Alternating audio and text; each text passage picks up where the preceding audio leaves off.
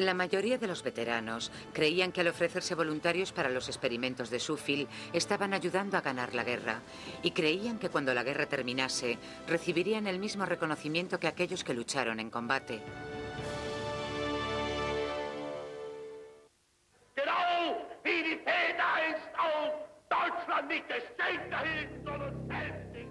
En 1941, los aliados temían una victoria alemana. Este temor influyó en sus decisiones, aumentando su determinación por iniciar una guerra química y biológica.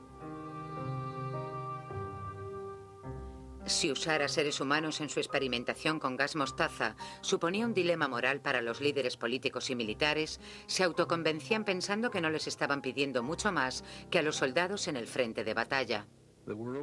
El mundo estaba en guerra y la Alemania nazi estaba ganando mucho terreno. Hubo momentos en los que hablábamos entre nosotros sobre lo que ocurriría si Gran Bretaña fuese derrotada y decidiesen venir a Canadá.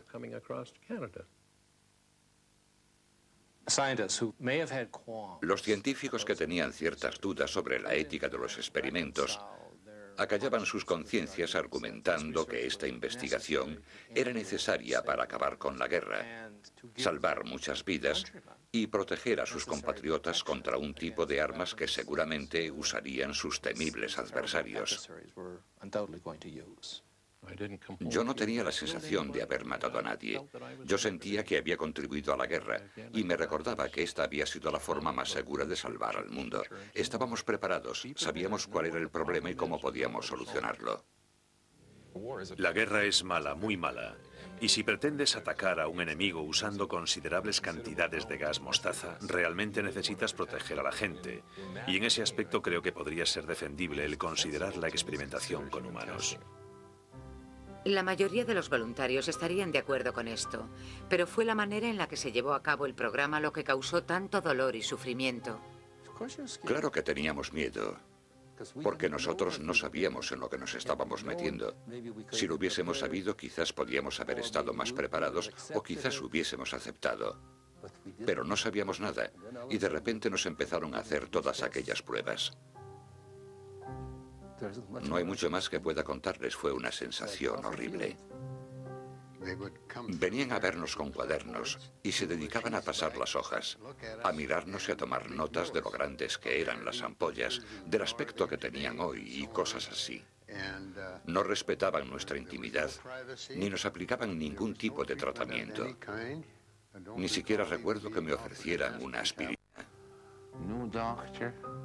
Ningún médico, ningún personal autorizado nos aplicó ningún tipo de medicación en las heridas que teníamos y dejaron las heridas abiertas y ya está, sin vendajes ni nada.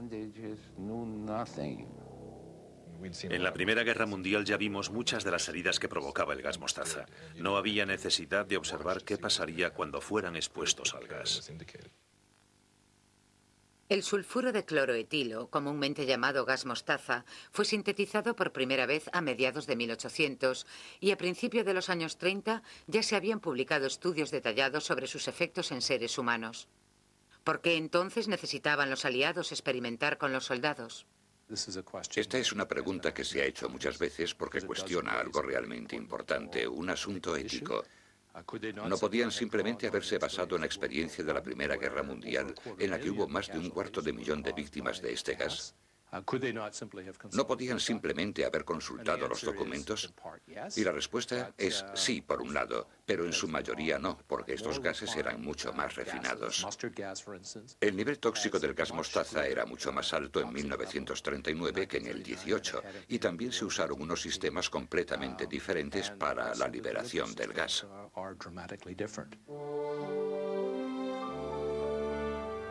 Al término de la guerra, ninguna de las partes había utilizado armas químicas, pero esto no significaba que el miedo al gas mostaza hubiese sido exagerado. Hubo al menos 8 ocasiones en las que estuvimos a punto. El mundo estaba al borde del abismo. Había un bando que estaba preparado, que estaba considerando muy seriamente utilizar este tipo de armas. Esto empezó en 1940, cuando los británicos, en un intento por evitar una invasión alemana, consideraron utilizar gas mostaza para protegerse de la invasión nazi. En 1942, Canadá consideró utilizar este mismo gas para evitar una posible invasión japonesa por la costa oeste. Estas eran medidas defensivas, aunque hubo otros casos en los que se consideraron como medidas de ataque y toma de represalias.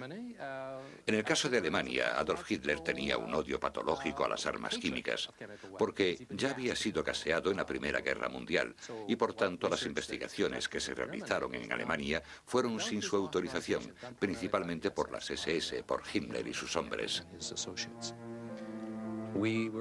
Durante el tiempo que estuvimos trabajando allí, estábamos convencidos de que Canadá no usaría armas químicas. Había firmado el protocolo de Ginebra, pero estaba preparada en el sentido de que tenían esas armas a mano. En 1946, los hombres de Suffield volvieron a casa y mantuvieron en secreto todo lo que había sucedido allí. No me di cuenta que realmente estaba manteniendo un secreto. Simplemente estaba esperando porque nos dijeron que 7 años después de la guerra se levantaría el secreto oficial, pero eso nunca pasó.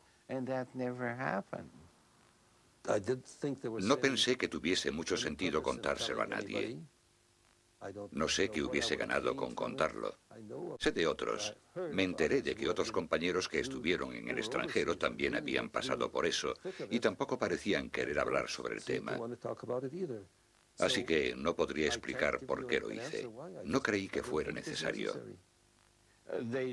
No hablaron sobre ello porque eran soldados. Ellos no firmaron un documento que les obligara a acatar la ley sobre secretos oficiales, como en el caso de los científicos. Pero a pesar de que la guerra ya había terminado, para muchos de los veteranos de Suffield su batalla acababa de empezar. Al terminar su servicio, sus historiales médicos estaban en blanco, sin ningún tipo de información sobre cómo tratar los síntomas en el caso de que se presentasen, y lo hicieron. Al terminar la guerra, el ejército simplemente dejó que los veteranos de Suffield se fuesen a casa. No se les avisó de que podrían surgir complicaciones como consecuencia de la exposición al gas. Cáncer, enfermedades crónicas pulmonares y cicatrices en cualquier parte que hubiese sido expuesta.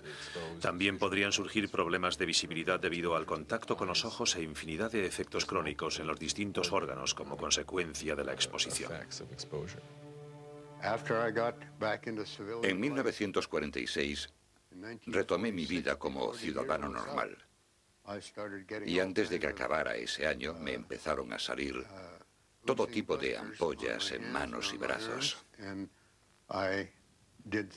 Estuve 3 veces ingresado en el hospital militar de Winnipeg. No paré de repetir que en 1945 había formado parte de un programa experimental en Suffield, Alberta, en el que había sido expuesto a gas mostaza y que estos eran los efectos secundarios. Cada vez que contaba la historia me decían, en su historial médico no hay ningún tipo de información que indique que haya estado usted en Suffield, ni que haya sufrido ningún tipo de daño. Nada más terminar la guerra, Ray Irving fue trasladado a la Marina canadiense, donde empezó a tener síntomas inusuales. Salieron unos bultos. En toda la parte de detrás de la cabeza y del cuello, de cada folículo del pelo, me salieron pequeños forúnculos. Fue realmente doloroso y duró bastante tiempo. Los médicos me dijeron que creían que se trataba de una reacción alérgica al metal y me dijeron que tendría que intentar eliminar algunos de los metales a los que yo debía de estar reaccionando. Los médicos me dijeron, guarde todos sus cubiertos metálicos. Yo creo que fui el único soldado del ejército del Pacífico que comía con cubiertos de porcelana. Después de terminar las primeras pruebas me encontraba un poco mal, pero no me imaginé que fuera nada grave. Pensé que quizás fuera una congestión o un resfriado. No fue hasta 1980 cuando realmente empecé a sentir los efectos. Me diagnosticaron asma y estuve bastante mal. Estuve unos cuantos años con muchos dolores. Cuando les conté por lo que había pasado, me dijeron que el daño podía permanecer latente durante muchos años. Yo a veces, sin razón aparente, tengo fiebre y llego hasta los 41 grados. Me pasa cada 2 años o así. Y nunca me imaginé que eso podía estar relacionado con las pruebas de Suffield. Pero ahora sé que sí, que está relacionado, porque a partir de ahí empezó todo. Hay muchísimos efectos crónicos como consecuencia de la exposición al gas y la gente estuvo mucho tiempo desinformada, con lo cual es totalmente comprensible que ellos ahora se pregunten si algo o todo está relacionado con esto. El gas me dañó los pulmones, pero nadie se atreve a confirmarlo. Pensé, si no encuentran mi historial médico y vuelven a negármelo, prometo que me suicidaré. He pedido al Consejo Nacional de Investigaciones Científicas que me diseccionen. Y una vez que lo hagan, verán lo dañados que tengo los pulmones. Y entonces, por fin, lo reconocerán. Para ellos debió de ser horrible no haber sido informados de la naturaleza y las consecuencias de la exposición.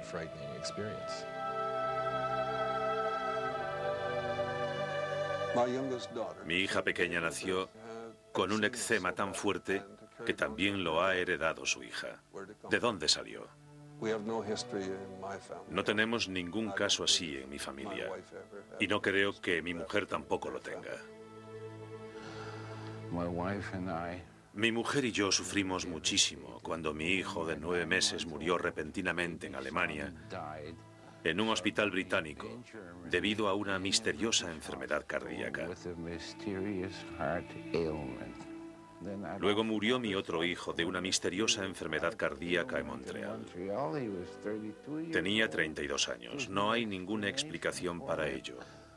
He perdido 2 hijos, no tengo más hijos y es muy doloroso.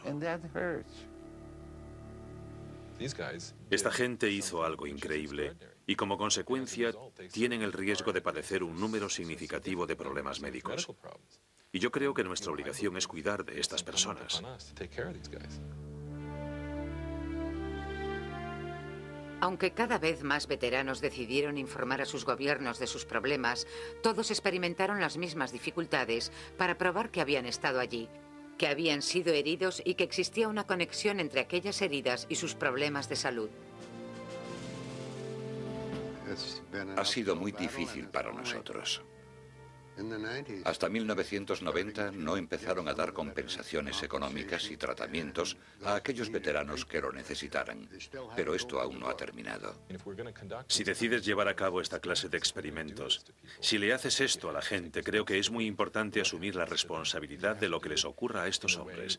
Has de hacerlo de manera ética, razonable y compasiva. Cuando acabó la guerra, los informes fueron guardados bajo llave en algún almacén. Su secretismo ha evitado que los investigadores hayan podido tener acceso a los informes. Creo que el ejército, y aquí incluyo al ejército canadiense, tenía una obsesión enfermiza por mantener ciertas cosas en secreto. Les beneficiaría sacar a la luz esas historias y permitir a los historiadores examinar las pruebas. Porque si no, al no existir pruebas, en estos casos se suele pensar lo peor.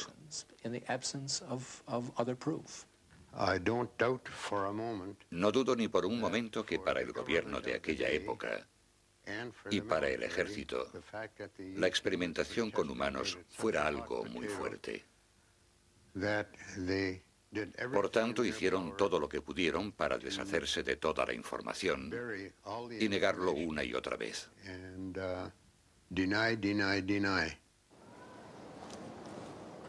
Aunque el gobierno canadiense hubiese estado dispuesto a admitir la realización de estos experimentos y a tratar los problemas de los veteranos, estos aseguran que no existe una lista de los más de 2000 voluntarios de Suffield.